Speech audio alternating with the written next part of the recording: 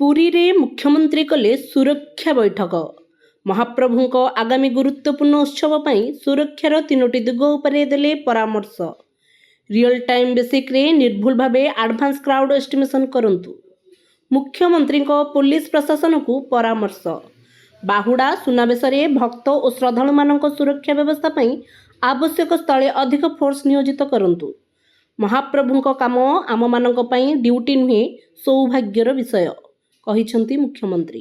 सोमवार पुरी स्वतंत्र circuit house ठारे मुख्यमंत्री श्री मोहन चरण माझी अध्यक्षतार रथयात्रा सुरक्षा संपर्कित एक गुरुत्वपूर्ण बैठक अनुष्ठित हो जाइछि।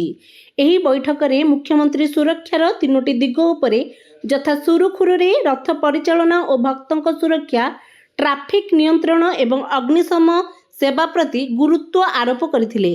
मुख्यमंत्री कहिथिले रथयात्रार 4 गोटी उत्सव मध्यरु एबे भी आउ 3टी बड़ और महत्वपूर्ण उत्सव बाहुड़ा सुनावेश और नीलाद्री विजे बाकी अछि। अनुकूल पाग जोगु एही 3 दिन बहुत भक्त आसिबे, विशेषकर सुनावेश दिन। एणु एही बड़ समागम रे सुरक्षा व्यवस्थार परिचालना पई एवं सबुबेले सबु समय किछि अप्रत्याशित घटना पई प्रस्तुत रहिबा अत्यंत जरूरी। यात्री मानक सुरक्षा पई निर्भुल क्राउड एस्टिमेशन हेउछि प्रथम स्टेज। तेणु आगामी 3 गोटी बड़ उत्सव को निर्भुल भावे advance crowd estimation real time basic रे करिबा पई मुख्यमंत्री निर्देश देइथिले। रथयात्रा बेले विभिन्न स्थान रे सुरक्षा पई स्टैंडर्ड साफ रहिछि। कर्डन भितरे गहली ह्रास करिबा पई कर्डन पास प्रदान को कांडछांड करिबा पई से कहिथिले। महारणा सेवक और भोई सेवक मानक परामर्श नहीं रथ टणा नीति करने आवश्यक बोली से कहिथिले। बाहुड़ा सुनावेश पई भक्त और श्रद्धालु मानक सुरक्षा व्यवस्था को सुनिश्चित करने पई आवश्यक स्थले अधिक फोर्स रिक्वेस्टेशन करने पई से निर्देश देइथिले। ट्रैफिक कंट्रोल प्रति स्वतंत्र ध्यान देवा सहित आगामी दिन मानकरे जहाँ सबु महाप्रभुंक कार्यक्रम अछि सेगुड़िक जेभली सुरुखुरुरे संपादित हेबो सेथिप्रति अधिक यत्नवान हेबा पई से कहिथिले। बाकी थिबा 3टी उत्सव रे असंख्य लोक बेलाभूमि रे समय अतिबाहित करिवे। तेणु बेलाभूमि को सुरक्षित रखिबा पई पुलिस विभाग सहित समन्वय रक्षा करी कार्य करिबा पई से अग्निशम विभाग को कहिथिले। शेषरे मुख्यमंत्री उपस्थित अधिकारी माननकु पुरी भुवनेश्वर रास्ता समेत बेलाभूमि, रेल स्टेशन, बस स्टैंड, मंदिर सम्मुख इत्यादि गुरुत्वपूर्ण स्थान मानकु कड़ा नजर रखी समस्ते काम करिबा पई परामर्श देइथिले और कहिथिले एही काम आम मानक पई एक ड्यूटी नुहे, एहा हेउची सौभाग्यर विषय।